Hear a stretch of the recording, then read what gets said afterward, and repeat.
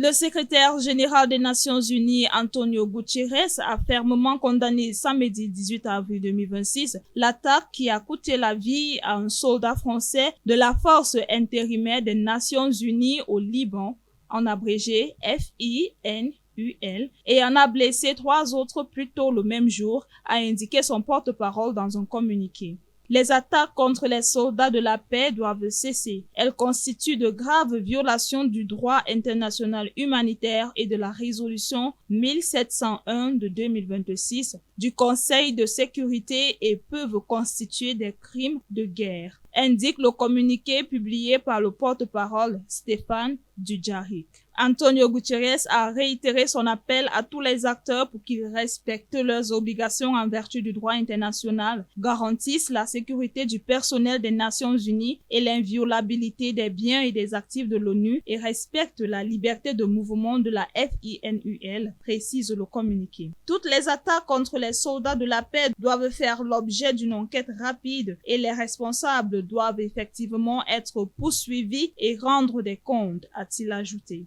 Le communiqué note que, selon une première évaluation de la FINUL, les soldats de la paix ont essuyé des tirs provenant d'acteurs non étatiques présumés être du Hezbollah alors qu'ils enquêtaient sur un endroit où des engins explosifs improvisés auraient été placés sur une route entre 2 positions des Nations Unies dans la zone d'opération de la FINUL dans le sud du Liban. Il s'agit du 3e incident survenu ces dernières semaines ayant entraîné la mort de membres des forces de maintien de la paix de la FINUL 2026, indique le communiqué qui exhorte tous les acteurs à respecter la trêve et le cessez-le-feu. Le secrétaire général présente ses plus sincères condoléances à la famille, aux amis et aux collègues du casque bleu décédé, ainsi qu'au gouvernement et au peuple de la République française. Il souhaite un prompt et complet rétablissement au casque bleu blessé, indique le communiqué.